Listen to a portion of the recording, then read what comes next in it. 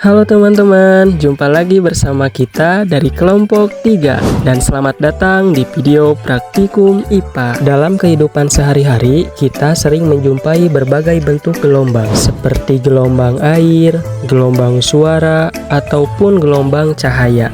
Nah, secara umum gelombang dibedakan menjadi dua jenis, yaitu gelombang transversal dan gelombang longitudinal. Untuk memahami perbedaannya, mari kita lakukan percobaan sederhana menggunakan slinky. Jadi, tujuan praktikum kali ini adalah menunjukkan perbedaan antara gelombang transversal dengan gelombang longitudinal. Selanjutnya, kita akan menjelaskan arah getaran dan arah rambat gelombang pada kedua jenis gelombang tersebut. Adapun alat-alat yang kita butuhkan adalah slinky, kemudian karet gelang.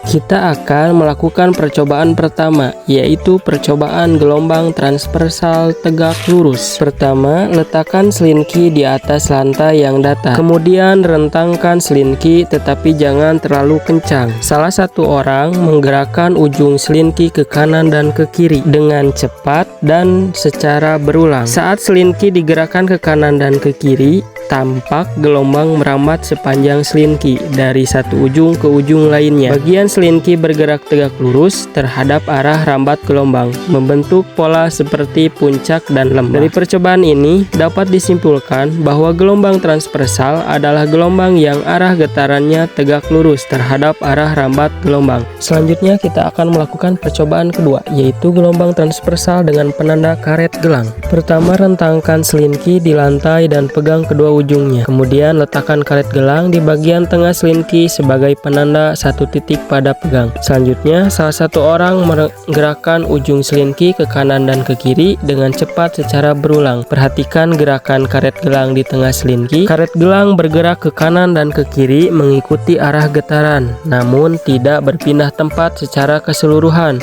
Sementara itu, gelombang merambat sepanjang slinky dari satu ujung ke ujung lainnya. Dari percobaan ini dapat disimpulkan bahwa gelombang transversal memiliki arah getar, yaitu pada gerak karet gelang yang tegak lurus terhadap arah rambat gelombang. Titik-titik pada slinky hanya bergetar di tempat, sedangkan energi gelombang yang berpindah dari satu ujung ke ujung lainnya. Selanjutnya, percobaan ketiga gelombang transversal pada tali tambang. Pertama, rentangkan tali tambang di atas lantai. Pegang kedua ujungnya, kemudian salah satu orang menggerakkan tali tambang ke kanan dan ke kiri dengan cepat secara berulang. Kita dapat lihat ketika tali tambang digerakkan ke kanan dan ke kiri, tidak tampak adanya gelombang yang merambat sepanjang tambang. Tambang hanya ikut bergoyang di bagian yang digerakkan saja, tanpa membentuk pola puncak. Dari percobaan ini dapat disimpulkan bahwa tidak semua benda dapat menunjukkan gelombang transversal. Kemudian sifat elastis dan lentur diperlukan agar gelombang dapat merambat. Tali tambang yang kaku tidak dapat menyalurkan gelombang dengan baik, berbeda dengan slinky yang lentur dan ringan. Selanjutnya, percobaan keempat gelombang transversal pada tali tambang dengan penanda karet gelang. Pertama, kita akan menandai tali tambang menggunakan karet gelang pada penanda satu titik di tengah. Selanjutnya, salah satu orang menggerakkan ujung tali tambang ke kanan dan ke kiri dengan cepat beberapa kali. Saat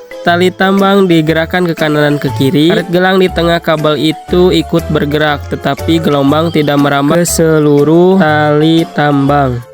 Seperti pada slinky, gerakan hanya terlihat pada bagian yang digerakkan, sedangkan bagian tengah hingga ujung lainnya hampir tidak menunjukkan gelombang yang jelas. Hal ini terjadi karena tali tambang lebih kaku dan berat dibandingkan dengan slinky, sehingga energi getar tidak dapat merambat secara efisien di sepanjang tali tambang. Karet gelang hanya menunjukkan getaran lokal, bukan rambatan gelombang transversal. Percobaan kelima, gelombang longitudinal. Yang pertama, pegang kedua ujung slinky, pastikan karet gelang ada di tengah. Buat gerakan dorongan dan tarikan secara cepat dan berulang pada salah satu ujung slinky.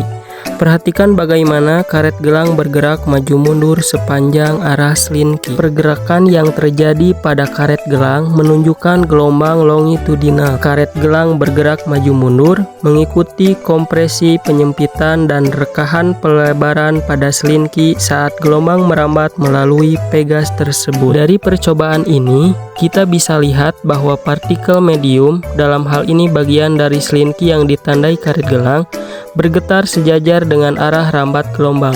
Ini merupakan ciri khas gelombang longitudinal. Jadi, perbedaan gelombang transversal dan gelombang longitudinal adalah ada pada arah getarannya. Gelombang transversal arah getarannya tegak lurus, sedangkan gelombang longitudinal arah getarnya adalah sejajar. Mungkin sekian video praktikum kita kali ini. Terima kasih yang sudah menonton. Sampai jumpa pada praktikum kita selanjutnya.